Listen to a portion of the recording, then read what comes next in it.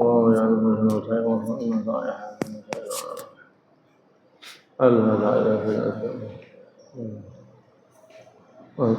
شرى من تعلم وتعلم فلك وفعل الدفاع يجد فرج المسلمين فرأى البيت أجمعين سأل إلى حضرة النبي الفاتحة على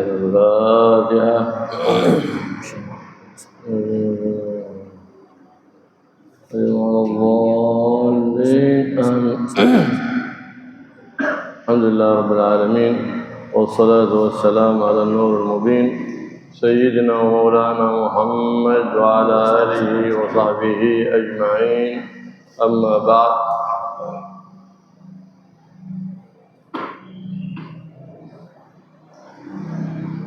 فإن الله سبحانه وتعالى أكرم الإنسان بعقل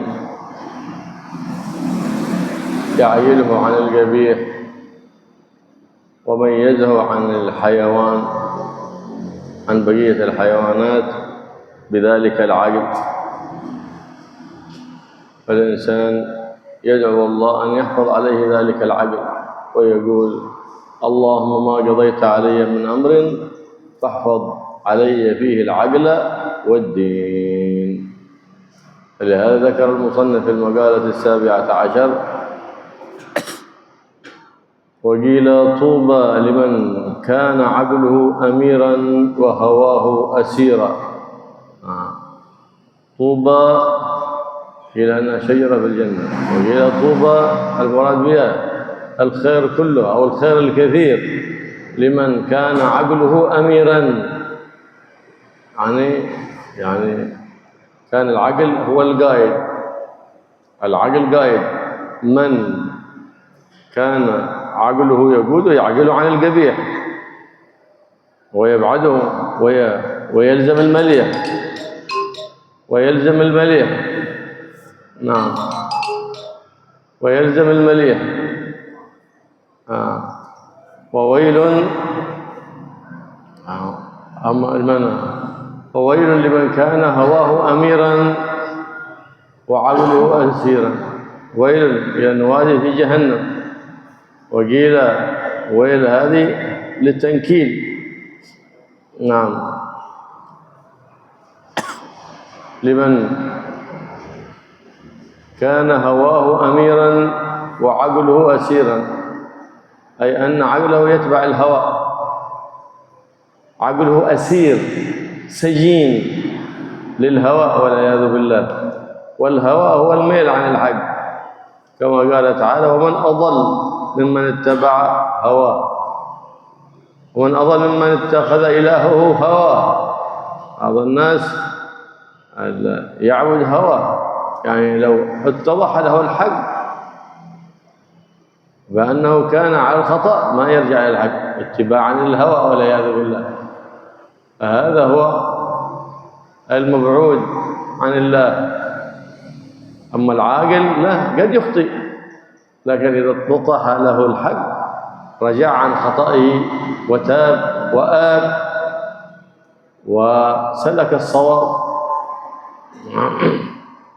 فطوبى لمن كان عقله أميرا وهواه أسيرا، يعني أنه يمشي على ما يمليه العقل. حتى لو كان عالم لكنه يتبع هواه، فإنه يضل ويضل، يضل هو عن الطريق ويضلل غيره والعياذ بالله. فلهذا قيل: قطرة من الهوى مزجت بحر من العلم، خمجته، غيرت طعمه ولونه وريحه، وصار علما مظلما والعياذ بالله. بسبب ماذا؟ بسبب القطرة من الهوى. قطرة، فكيف؟ قطرة من الهوى في بحر من العلم، علم كثير لا بركة فيه بسبب أنه تابع للهوى. أما إذا كان العقل هو القائد، هذا ما يقوده إلا إلى خير. فمن قاد علم يقوده العقل، ما يقوده إلا إلى خير. والعلم لا يقود العقل، بل العقل يقود العلم. فلهذا يقول هذا. وويل يعني الهلاك الشديد لمن كان هواه أميرا، يعني اتبع هواه واتبع ما تشتهيه النفس والعياذ بالله، وعقله أسيرا. نعم، عقله أسير، ما يتفكر في نعم الله، ولا يتفكر في آلاء الله، ولا يتفكر في عظمة الله سبحانه وتعالى، بل أسيرا لهواه، نسأل الله العافية والسلامة. ولهذا لا يوصف عاقل، لا يوصف كافر بعاقل. ليش؟ لأنه تابع هواه، وقد سمع القرآن كلام الله والمعجزات الباهرات الواضحات بصدق حبيب الله محمد بن عبد الله صلى الله عليه وآله وسلم. هذا لا يوصف بعاقل. فسمي العقل عقلا لأنه يعقل أي يمنع صاحبه عن ارتكاب القبيح. نعم، فالعاقل هو القائل، العاقل هو القائل. ولهذا تجد من شذ من العلماء ممن تقدم، لأن علمه زاد على عقله، وأما من زاد عقله على علمه فلا يشذ بل يسلك الصراط المستقيم منهج الرؤوف الرحيم على ما كان عليه السلف الصالح من المتقدمين الذين يحرصون على اتباع النبي محمد صلى الله عليه وآله وصحبه وسلم. والله يجعل هوانا تبعا لما جاء به حبيبنا محمد صلى الله عليه وعلى آله وصحبه وسلم، وما جرى علينا من أمر يحفظ علينا فيه العقل والدين، ويحفظنا من كل خلق ذميم، ويحلينا بكل خلق حميد كريم، بجاه النبي محمد الرؤوف الرحيم صلى الله عليه وآله وسلم.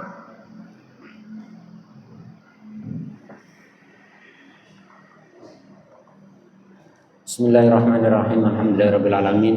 Allahumma shalli wa sallim ala sayyidina Muhammad wa ala alihi wa sahbihi ajma'in. Amma ba'd. Kajian kita pada pagi hari ini adalah kitab Al-Isti'dad li Yaumil Ma'ad karya Imam Al-Hafidz Ibnu Hajar Al-Asqalani radhiyallahu ta'ala anhu.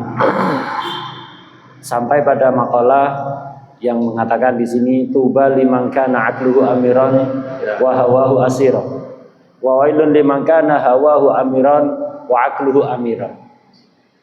Tuba ini artinya ada yang mengartikan kebaikan yang sangat besar. Ada juga yang mengartikan tuba ini adalah nama sebuah pohon yang tertanam ada di dalam surga. Orang itu akan mendapatkan kebaikan besar atau akan mendapatkan tempat di surga sehingga dia memiliki pohon ini jika akalnya bisa menjadi pengendali dia. Sementara hawa nafsunya, keinginan-keinginan hatinya itu sebagai tawanan. Akalnya sebagai pimpinan, hawa nafsunya, selera hatinya menjadi tawanan. Artinya keinginan-keinginan hati itu dituntun oleh akal, bukan sebaliknya. Wawailun, wail ini maknanya juga bisa dua. Ada yang mengatakan wail ini nama sebuah tempat lembah yang ada di dalam neraka jahanam. Atau bisa juga wail ini kalimat untuk menunjukkan kehinaan, untuk mencegah seseorang melakukan sesuatu. Well, celaka besar atau tempat khusus di dalam neraka jahanam itu dipersiapkan oleh Allah untuk orang yang hawa nafsunya menjadi pemimpin, sementara akalnya menjadi tawanan. Artinya setiap gerak-geriknya, langkahnya, ucapannya mengikuti selera hati, tidak dikendalikan oleh akal. Kesimpulan dari makalah ini, keberuntungan besar bagi orang yang hawa nafsunya, selera hatinya, dituntun oleh akalnya. Celaka besar bagi orang yang sebaliknya, akalnya justru mengikuti selera hatinya, menjadi tawanan bukan sebagai pimpinan. Allah Subhanahu wa ta'ala itu memberikan keistimewaan pada manusia dengan akal. Dengan akal ini manusia akhirnya bisa mencegah dirinya dari melakukan sesuatu yang tidak baik. Dengan akal itu pula manusia menjadi berbeda dengan binatang. Karena itu termasuk doa yang harus sering-sering kita baca adalah doa berikut. Allahumma wa ma qadaitahu min amrin fahfad alayya fihil aqla waddin. Ini doa yang penting untuk sering kita baca, apalagi di zaman sekarang, di saat banyak orang yang akalnya tidak digunakan, selalu mengikuti selera hatinya. Jadi Allahumma wa ma qadaitahu min amrin fahfad alayya fihil aqla waddin. Ya Allah, apapun ketentuan yang Engkau takdirkan, apapun yang Engkau tetapkan wahai Allah, maka jagalah untukku akal dan agama. Jadi selalu kita sering-sering minta kepada Allah agar akal kita dijaga, agar agama kita dijaga. Apapun yang terjadi, jika akal dan agama itu dijaga oleh Allah, insya Allah akan menjadi orang selamat dunia akhirat. Orang itu kalau akalnya menjadi pengendali, selalu semuanya dipertimbangkan dengan akal, maka dia itu akan selalu menjauhi sesuatu yang buruk dan akan selalu melakukan perkara yang baik. Yang membuat orang itu tersesat, yang membuat orang itu melakukan keburukan dan tidak mau sadar, menjauh dari kebaikan, itu adalah hawa nafsu. Al-hawa itu maknanya adalah al-mail anil haq, menjauh dari kebenaran. Apa penyebabnya? Ya begitu, setiap keinginan hatinya dituruti, tidak dipertimbangkan dengan akal. Orang yang berakal bukan berarti dia tidak akan melakukan kesalahan. Orang akalnya sesempurna apapun masih mungkin untuk melakukan kesalahan. Hanya saja orang kalau akalnya dipakai itu tidak akan terus-terusan melakukan kesalahan. Mungkin dia salah dalam pertimbangan, tapi begitu dia melihat kebenaran, dia akan langsung sadar, akan menghentikan keburukannya. Beda dengan orang yang pengikut hawa nafsu. Dia salah karena mungkin tidak tahu mana yang benar. Setelah tahu yang benar tetap tidak mau ikut. Ini pengikut hawa nafsu. Walaupun tahu mana yang benar, tidak akan mau mengikuti kebenaran. Pokoknya ini, pokoknya akhirnya nanti sakarbu, lah begitu. Ini orang yang pengikut hawa nafsu, akalnya tidak dipakai. Sementara orang yang berakal tidak demikian. Mungkin dia salah karena tidak tahu, tapi setelah tahu langsung akan menghentikan kesalahannya. Di dalam Al-Quran dikatakan bahwa orang yang paling tersesat itu adalah orang yang menjadikan hawa nafsunya sebagai Tuhannya. Semuanya didasarkan hawa nafsu. Orang sealim apapun, seluas apapun ilmunya, jika dia menuruti hawa nafsu, dia akan sesat. Tidak hanya di situ, dia akan menyesatkan orang lain, waliyadzubillah. Dikatakan satu tetes hawa nafsu yang masuk ke lautan ilmu itu akan rusak ilmunya. Gimana kalau dibalik? Lautan hawa nafsu masuk ke satu tetes ilmu, ini tambah bahaya. Nah, ini satu tetes hawa nafsu saja dicemplungkan, jadi dimasukkan ke lautan ilmu, ilmunya yang akan rusak. Ilmunya akan rusak. Akhirnya apa? Orang sealim apapun kalau mengikuti hawa nafsu, dia akan menjadi orang yang berhati gelap dan ilmunya tidak akan ada barokahnya sama sekali. Jadi selalulah akal itu dijadikan pimpinan. Jadi apapun yang kita lakukan, kita itu harus mempertimbangkannya dengan akal.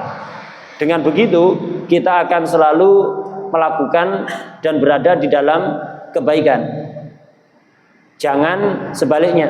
Orang kalau akalnya nggak dipakai, Nah, hawa nafsunya yang dipakai, dia tidak mau tafakur, baik merenungkan ciptaan Allah ataupun nikmat-nikmat Allah Subhanahu wa taala. Orang kafir itu tidak bisa dikatakan berakal. Jadi orang kafir itu tidak bisa dikatakan sebagai orang yang memiliki akal sempurna, itu tidak bisa. Kenapa? Karena dia mengikuti hawa nafsu. Apalagi setelah dia melihat langsung mukjizat-mukjizat yang menunjukkan kebenaran Rasulullah SAW, baik mukjizat Al-Quran ataupun yang lain, kok tetap tidak mau beriman, maka dia secerdas apapun dikatakan tidak berakal, akalnya tidak sempurna. Akal itu arti aslinya adalah mencegah. Kenapa akal itu dikasih nama akal, mencegah? Karena akalnya bisa mencegah seseorang melakukan hal-hal yang tidak baik. Di dalam sepanjang sejarah kita menemukan ada beberapa tokoh ulama besar yang nyeleneh. Pendapat itu aneh, bertentangan dengan semua ulama lainnya. Dia orang alim, bener alim, luas ilmunya, lautan ilmu, bener. Apa sebabnya? Ini gara-gara ilmunya lebih banyak dibanding akalnya. Jadi siapapun kalau ada ulama sepanjang sejarah kok nyeleneh, aneh, menyimpang, sejidewi, itu aneh sudah, menyimpang sepanjang sejarah, pastikan mesti gara-gara ilmunya lebih banyak dibanding akalnya, sehingga ilmunya itu tidak terkendali. Akal itu akan menjadi pengendali. Ketika akal itu kuat, maka aman, ilmu ini akan bermanfaat. Tapi jika ilmunya lebih banyak, akalnya kurang, lah di sini ilmunya itu akan liar. Akhirnya aneh-aneh itu sudah berbeda dengan ulama lainnya. Ulama-ulama yang istiqomah itu ya pasti itu akalnya itu lebih sempurna dibanding ilmunya. Jangan sampai ilmunya yang lebih sempurna dibanding akalnya, akan ngawur nanti. Kemudian beliau berdoa semoga Allah menjadikan hawa nafsu kita selalu mengikuti apa yang dibawa oleh baginda Rasulullah SAW, dan apapun yang dikehendaki oleh Allah terjadi di atas dunia ini, semoga Allah menjaga untuk kita akal dan agama kita, dan semoga Allah membersihkan hati kita dari sifat-sifat tercela dan menghiasinya dengan sifat-sifat mulia dengan perantara baginda Rasulullah SAW. Halo. راجعت التاريخ الماضي لو وجدت كل من اتبع أهواه ندم وكل من اتبع العقل سلم ففي اتباع العقل الخير الكثير. فحرص أن يكون عقلك هو القائد. العقل يرى العاقبة. أنا الحين لو انتصرت لنفسي وشتمت من شتمني، ايش العائد؟ تصير فتزداد النار. لو قابلت السيئة بالسيئة كأني قابلت النار بالنار فتزداد اشتعال.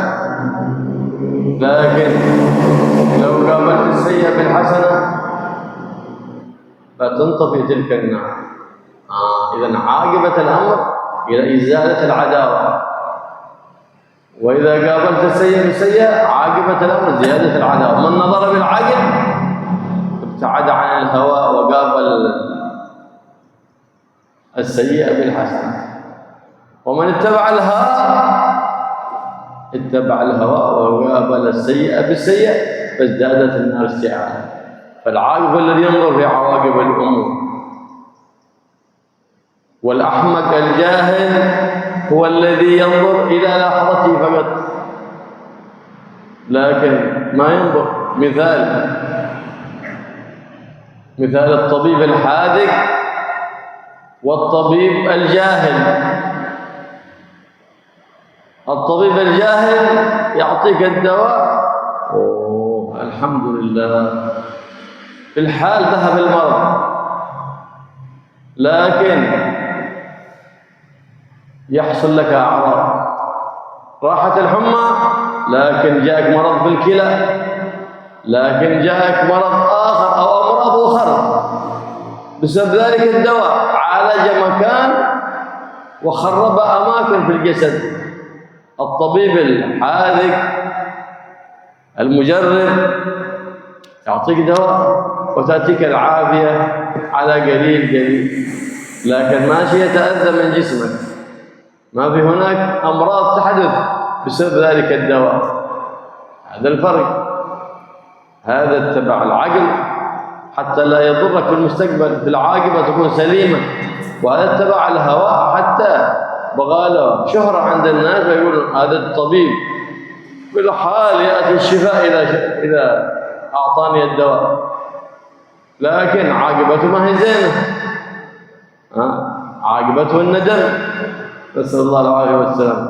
وهكذا كان نعم. فمن قدم عقله على هواه ارتاح في دنياه وفي أخرى، سلم في الدنيا وسلم في الآخرة. سيدنا الإمام العارف بالله محمد بن واسع قدس الله روحه كان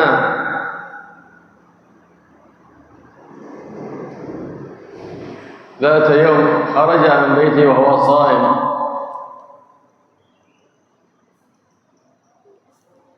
وفي شدة الجوع، لا، فإذا هو رايحة طعام لذيذ، وهو يمشي وقد اجتمع الناس للطعام، فحدثته نفسه أنه يفطر لأن الصيام نافلة، فقال لا، أنا أجوع في الدنيا لأجل ألا أجوع في الآخرة. عقله يقول هكذا، وهواه يقول لا، أعطي نفسك هواه، ما حد داري أنت صمت ولا فاطر، لم يعلم أحد. قال لا، اصبر عن الهوى، فمن صبر عن الهوى في الدنيا سلم في العقبى. نعم. فلهذا يعلم العاقل أن الهوى داء، وما دواء الهوى؟ دواءه الصبر والعلم.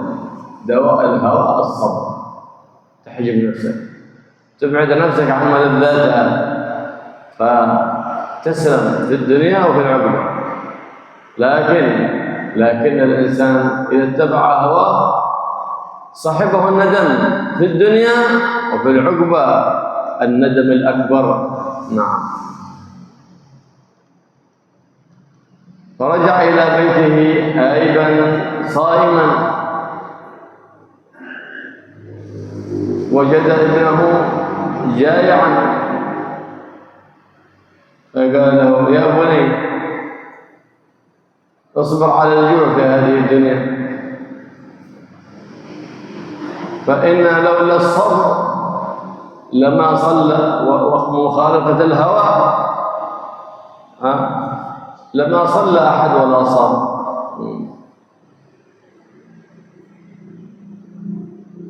فإنما بالصبر تترك الشهوات ويجمع الهوى،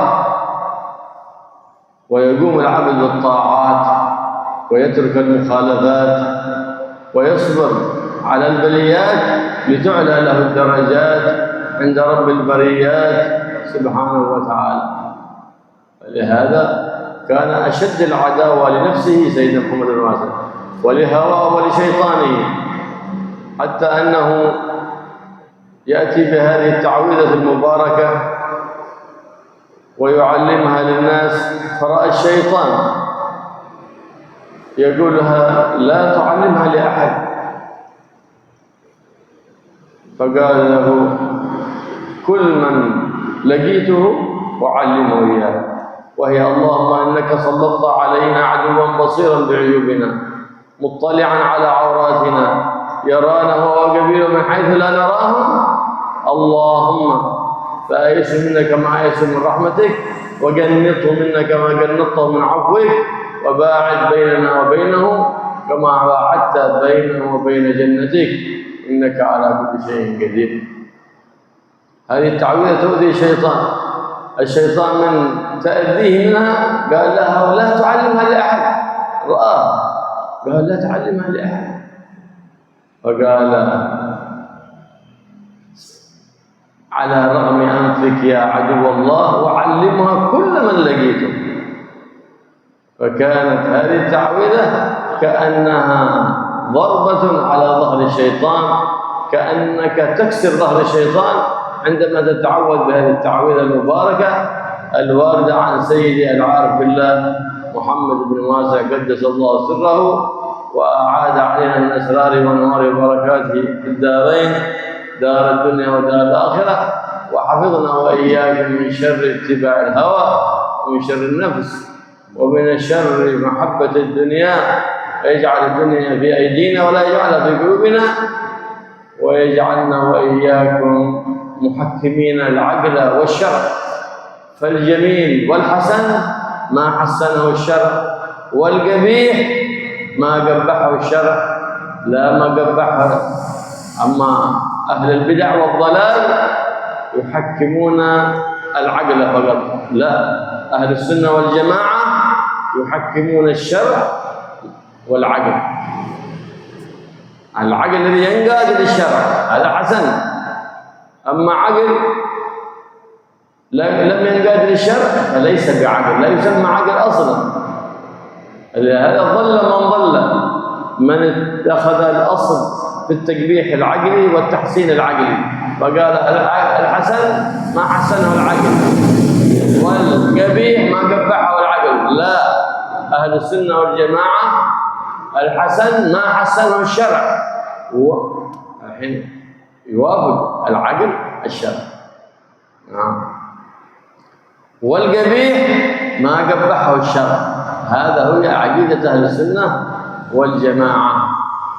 فيتبع الإنسان الجمهور الأعظم من أمة النبي محمد صلى الله عليه وسلم، وهم أهل السنة والجماعة الذين ثبتوا على قدم الصادق المصدوق محمد صلى الله عليه وآله وسلم، ويجعل عقله تابعا لشرع النبي محمد صلى الله عليه وسلم، فلا يشغل عقله مع وجود نص من كلام الله أو من كلام حبيبه مصطفى محمد صلى الله عليه وسلم. إذا في نص ثابت عن الله وعن النبي محمد صلى الله عليه وسلم خلاص حتى تشغل عقلك أنت خلاص. لماذا؟ لأن الله سبحانه وتعالى شرع لنا ما فيه صلاح أمر ديننا ودنيانا وعقبانا على لسان حبيب محمد صلى الله عليه وسلم، وجعله سيد العاقلين وسيد العالمين.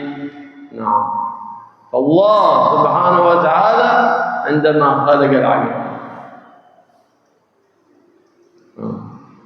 فقال له أقبل فأقبل، وقال أدبر فأدبر، فلهذا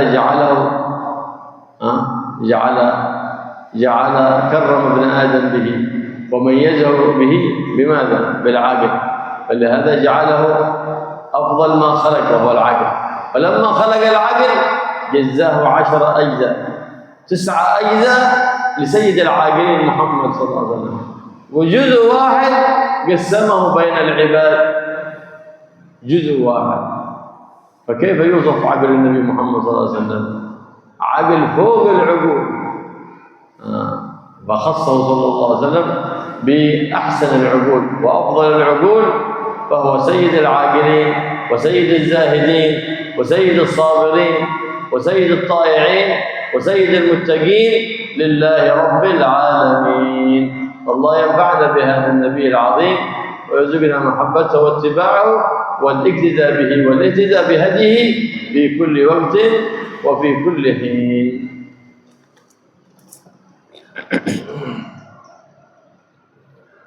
Sepanjang sejarah kita akan menemukan orang-orang yang menyesali masa lalunya itu pasti orang yang mengikuti hawa nafsu.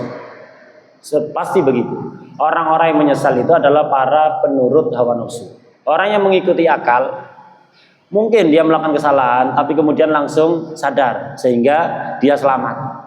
Yang celaka ini, yang binasa ini adalah orang yang mengikuti hawa nafsunya. Karena itu beliau menasihatkan tadi bahwa hendaknya kita ini dalam setiap gerak-gerik kita, langkah kita, ucapan kita itu mengikuti akal. Jangan mengikuti hawa nafsu, selera hati, jangan. Ciri khas akal itu mikir akibat, memikirkan dampak. Jadi orang yang akalnya sempurna itu tidak hanya melihat keselamatan sesaat, kesenangan sesaat, kenikmatan sesaat, tidak. Dia mikir akibat jangka panjangnya. Ini ciri khas orang akalnya sempurna. Dalam melakukan apapun, pertimbangan matang, mikir kira-kira akibatnya apa di masa yang akan datang. Mungkin sekarang tampak baik, mungkin sekarang tampak menyenangkan. Jangka panjangnya kira-kira bagaimana? Itu orang berakal. Kalau orang penurut hawa nafsu enggak, yang penting yang di depan mata itu terlihat menyenangkan, terlihat baik, tidak mikir akibat. Itu ciri khas orang yang mengikuti akal atau mengikuti hawa nafsu. Sebagai contoh, kalau misalnya ada seseorang dicaci maki, dibisui, dijahati, kita bisa melihat orang ini penurut hawa nafsu atau penurut akal. Dia ini akalnya yang berfungsi, yang kuat, ataukah hawa nafsunya yang lebih menguasai dia. Terlihat dari bagaimana sikapnya dia ketika dicaci, dijahati, disalahi oleh orang lain. Akal itu akan mengatakan pada dia, ini kalau kamu dicaci, dimaki, dijahati, kemudian kamu balas, maka yang terjadi problem ini akan menjadi semakin besar, semakin berkepanjangan, tidak akan berhenti. Mungkin kamu puas karena bisa balas, tapi akibatnya itu akan buruk, tidak baik, akan permusuhan akan terus berlangsung, tidak akan ada akhirnya. Akal akan bisikan seperti itu. Hawa nafsu beda, balesen, cendak pancet aja terus-terusan nanti.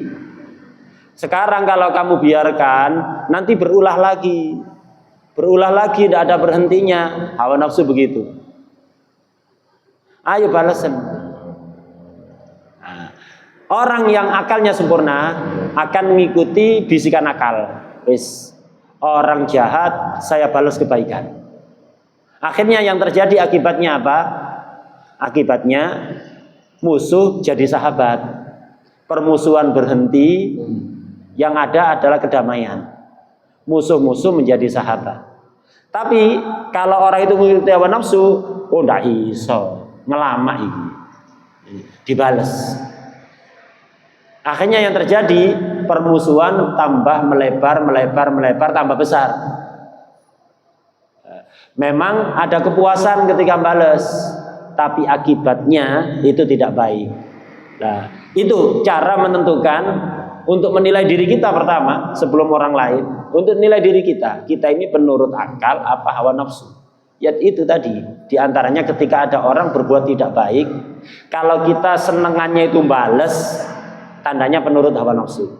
Kalau senengannya orang berbuat tidak baik justru dibalas kebaikan, tanda kita itu berakal, akalnya berfungsi. Seperti juga apa? Dokter. Dokter itu ada yang berakal, akalnya sempurna. Ada yang dokter itu tidak berakal, dungu, penurut hawa nafsu. Dokter yang dungu itu dia akan bagaimana ngobati pasien itu cepat sembuh. Tidak ngurus efek samping dari obat yang dia berikan apa. Yang penting penyakitnya cepat sembuh. Sehingga yang dia inginkan adalah cuman menjadi dokter yang terkenal. Bahwa kalau berobat ke situ banyak yang judu. Dikasih obat minum sekali sudah sembuh. Panasnya langsung turun. Pusingnya langsung hilang. Dikasih obat-obat yang efek sampingnya besar. Cepat menyembuhkan satu penyakit, tapi dalam jangka panjang menimbulkan banyak penyakit yang lebih parah. Nah, ini dokter dungu. Yang orang itu kalau akalnya tidak berfungsi, hawa nafsunya yang dipakai, ya begitu. Yang penting dia untung. Yang penting dia terkenal, nanti banyak pasien yang datang ke situ. Tidak mikir pasiennya ini jangka panjangnya kira-kira bagaimana nasibnya. Ini pengikut hawa nafsu. Semua, bukan hanya dokter ini, profesi apapun orang itu kalau yang diikuti itu hawa nafsunya, yang di nomor satu kan adalah dirinya. Tidak ngurus orang. Yang penting dia beruntung. Beda dengan dokter yang berakal. Dia akan ngobati pasien. Tujuannya bagaimana pasien ini sembuh dari penyakitnya dan jangan sampai menimbulkan efek samping yang lebih besar. Jadi sehingga kadang dokter seperti ini tuh ngasih obat lambat, sembuhnya itu lambat, perlahan, diobati secara perlahan. Yang membuat dia apa? Tidak terkenal suwe warasil erono. Akhirnya terkenal begitu. Tapi apa? Secara perlahan. Sembuhnya secara perlahan tanpa menimbulkan efek samping. Karena apa? Dia mikir akibat pasiennya ini. Kalau saya kasih obat yang ini cepat sembuh, tapi nanti efek sampingnya besar. Kalau saya kasih obat yang ini perlahan, penyakitnya insya Allah sembuh dan tidak menimbulkan efek samping. Nah, orang yang berakal akan memberi sesuatu yang tidak berefek samping. Mikir jangka panjang. Lah begitulah. Dalam semua profesi begitu. Orang itu kalau mengikuti hawa nafsu tandanya adalah apa? Mementingkan dia sendiri, kemudian suka melakukan sesuatu yang menyenangkan sesaat, tidak mikir akibat. Orang yang berakal itu tidak demikian. Yang dipikir adalah dampak. Orang yang selalu mengikuti akalnya, melawan hawa nafsunya, dia akan senang di dunia maupun di akhirat. Ini ada kisah tadi diceritakan oleh beliau dari Al-Arif Billah Al-Imam Muhammad bin Wasi'. Qaddasallahu ruhahu. Beliau ini Imam Muhammad bin Wasi' suka puasa sunnah. Selain bulan Ramadan suka melakukan puasa sunnah. Suatu ketika beliau sedang berpuasa, itu di siang hari merasa sangat lapar sekali, sangat lapar dan haus. Beliau keluar rumah dalam keadaan lapar. Kemudian di perjalanan mendapati aroma makanan yang sangat lezat, yang sangat menggoda untuk makan. Ternyata ada sekelompok orang yang makan bareng, makanan yang sangat lezat. Nafsu beliau membisikkan, mokel lain, tidak apa-apa, puasa sunat kok, tidak apa-apa, dibatalkan tidak dosa. Nafsunya membisikkan seperti itu. Tapi karena beliau ini orang yang memiliki akal sempurna, langsung bisa menandak, saya tidak akan membatalkan. Saya tidak akan membatalkan. Kenapa? Karena orang itu kalau sering lapar di dunia, di akhirat kenyang. Nah, saya di dunia ini melatih diri saya untuk sering lapar dengan puasa, agar nanti di akhirat tidak akan merasakan kelaparan sama sekali. Mikir akibat jangka panjang di akhirat, bukan hanya di dunia. Kemudian nafsunya bisikan lagi, tidak apa-apa, sembunyi-sembunyilah makan, tidak ada orang tahu, orang akan tetap beranggapan bahwa Anda ini orang yang ahli puasa, beliau tetap melawan. Lah begitu, orang itu selalu begitu, akan ada bisikan hawa nafsu, bisikan akal. Orang yang akalnya kuat mengikuti akal, bisikan akal. Orang yang hawa nafsunya yang kuat mengikuti bisikan hawa nafsu. Akhirnya beliau tetap menjaga apa? Untuk menahan diri, sabar, menahan lapar. Karena segala sesuatu itu perlu kesabaran. Hawa nafsu itu penyakit, obatnya adalah sabar untuk melawannya. Itu obatnya, cara ngobati. Beliau pulang ke rumah mendapati anaknya juga puasa. Karena beliau puasa, anaknya juga senang puasa. Niru bapaknya. Ini bapaknya senang puasa, ya anaknya suka puasa. Nah, ketika beliau pulang ke rumah, anaknya mengeluh, kelaparan, kepingin mokel, kepingin batalkan puasanya. Dinasihati oleh beliau, wahai putraku, sabarlah menahan lapar. Karena segala sesuatu perlu kesabaran. Orang itu bisa melakukan ibadah, ketaatan, sholat, puasa, itu perlu sabar. Kalau tidak sabar ya tidak akan bisa ibadah. Perlu sabar dalam melakukan ibadah. Menjauhi maksiat itu juga perlu kesabaran. Tanpa kesabaran tidak akan bisa menghadapi musibah, perlu kesabaran. melawan keinginan-keinginan hati itu perlu kesabaran. Semua itu perlu sabar. Kalau terus kita turuti, kita tidak akan bisa melakukan ibadah, tidak akan bisa menjauhi maksiat, tidak akan bisa melawan hawa nafsu. Imam Muhammad bin Wasi ini orang yang terkenal sangat melawan hawa nafsunya, tidak pernah menuruti hawa nafsunya. Di antara doa beliau ini doa yang sangat istimewa, yang setan itu sampai minta ampun kepada beliau. Jangan sampai Anda ajarkan, saya tidak bisa menyesatkan Anda gara-gara doa Anda ini. Jangan sampai diajarkan ke orang loh ya. Bahaya ini doa ini. Kalau diajarkan ke orang, akan melindungi orang itu dari gangguan aku.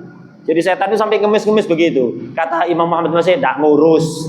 Akan saya ajarkan pada siapapun. Seluas mungkin doa ini. Doanya adalah Allahumma innaka sallatta alaina aduan basiran bi'uyubina muttali'an ala auratina yarona huwa wa qabiluhu min haitsu la narahum Allahumma ajizhu minna kama ajastahu min rahmatik wa qannidhu minna kama qannatahu min afik wa ba'id bainana wa bainahu kama ba'adta bainahu wa baina jannatik innaka ala kulli syai'in qadir. Ini doanya beliau. Ini istimewa. Jadi saya artikan dan saya ulang. Itu. Kalau orang dulu biasanya nyatet, kalau sekarang bisa direkam pakai HP. Itu bisa direkam pakai HP. Jadi Allahumma innaka sallatta alaina aduan basiran bi uyubina. Ya Allah, sesungguhnya Engkau memberikan kekuasaan kepada musuh untuk mengganggu aku. Yang mana musuh ini basiran bi uyubina. Dia mengetahui aib-aibku, melihat aib-aibku. Muttali'an ala auratina, mengetahui kekurangan-kekuranganku. Yarana huwa wa qabiluhu min haitsu la narahum. Dia melihat aku, pasukan dia juga melihatku sementara aku tidak melihat mereka. Allahumma ayizhu minna kama ayastahu min rahmatik. Ya Allah, buatlah dia putus asa dari kami sebagaimana Engkau membuat dia putus asa dari rahmatmu. Wa qannidhu minna kama qannatahu min afik. Buat dia putus asa dari aku sebagaimana Engkau membuat dia putus asa dari ampunanmu. Wa ba'id bainana wa bainahu kama ba'adta bainahu wa baina jannatik. Jauhkan antara kami dengan dia sebagaimana Engkau telah menjauhkan dia dari surgamu. Innaka ala kulli syai'in qadir. Sesungguhnya Engkau maha mampu terhadap segalanya.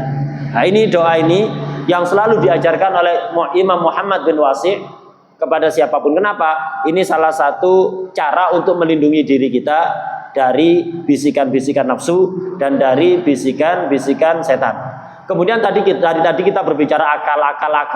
Akal yang dimaksudnya akal yang bagaimana sih? Orang kalau mengikuti akal akan selamat, akan beruntung, akan begini begitu. Akal yang dimaksud itu adalah akal yang selalu mengikuti syariat Allah, syariat baginda Rasulullah SAW. Nah, jadi itu yang dikatakan akal. Orang itu dia katakan akal ketika dia selalu menundukkan akalnya untuk mengikuti syariat Rasulullah SAW. Ini tanda orang itu berakal. Kenapa? Akal secara mandiri tanpa bantuan syariat tidak akan bisa mengetahui kebaikan yang sebenarnya atau keburukan yang sebenarnya.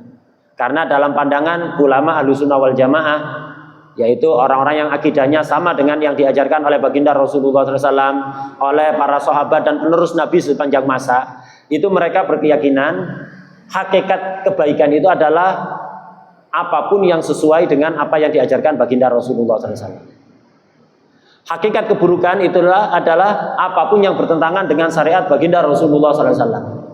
Jadi kebaikan itu apa yang dianggap baik oleh Allah, keburukan itu apa yang dianggap buruk oleh Allah. Lah orang kalau akalnya selalu mengikuti syariat Allah, syariat Rasulullah SAW, saat itulah orang itu dikatakan akal sempurna. Ketika pikiran akal itu kok bertentangan dengan syariat, tanda berarti akalnya bermasalah.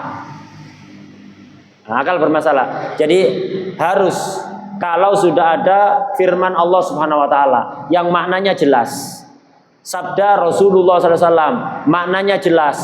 Kok akal kita tidak menerima? Udah, tinggalkan. Pikiran akal kita tinggalkan.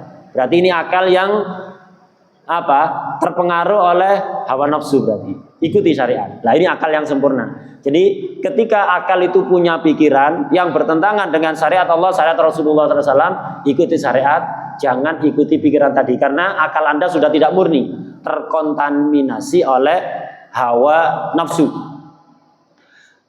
Kemudian perlu kita ketahui bahwa semua syariat Allah itu semuanya akan membawa kemaslahatan dunia akhirat. Jadi semua aturan-aturan Allah, baik yang berkaitan dengan ibadah atau yang lain, itu semuanya adalah mengandung maslahat dunia maupun akhirat.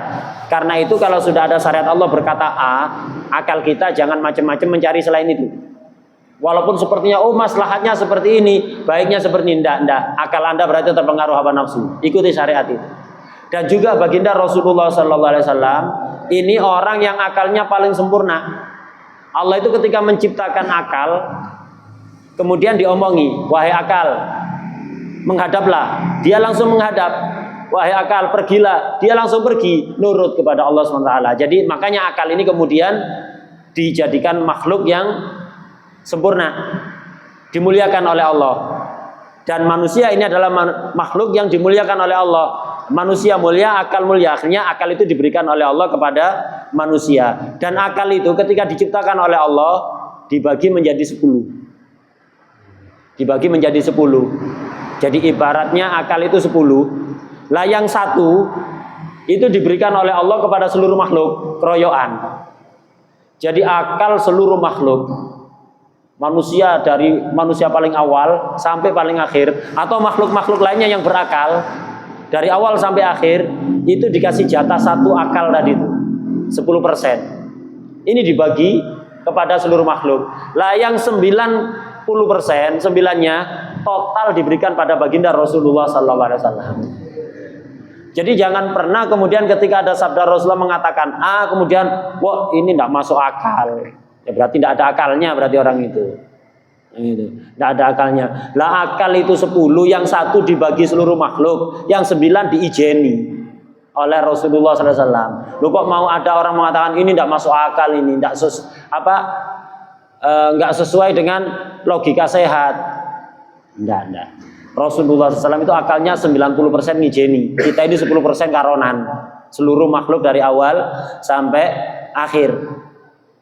Nah, jadi intinya baginda Rasulullah SAW ini adalah orang yang paling berakal, paling berilmu, dan paling banyak ibadahnya, serta paling-paling yang lain. Allah yarzuqna 'abudan wafira wa alhanan safiyah wa yahfazna wa iyyakum min syarril hawa wa ahlil hawa wa yaj'al hawana tab'an lima jaa bi habibina Muhammadil Mustafa sallallahu alaihi wa alihi wa sallam wa yahfazna wa iyyakum min kulli adha wa min kulli bala في السر والنجوى يشرح لنا الصدور ويسر لنا ولكم الأمور ويجعلنا وإياكم من الطائعين العابدين المتقين لله رب العالمين ويحفظنا من المعاصي صغيرها وكبيرها ويجعل أوقاتنا كلها مصروفة في طاعة الله وفي طاعة حبيبه المصطفى وكل نعمة أنعم الله بها علينا نصرفها في طاعة الله وطاعة حبيبه المصطفى سيدنا ومولانا محمد بن عبد الله صلى الله عليه وآله وصحبه وسلم والحمد لله رب العالمين بسر الفاتحة. بسم الله الرحمن الرحيم. والضالين الحمد لله صل وسلم على ربنا تكرم. اللهم يا كافي البلاء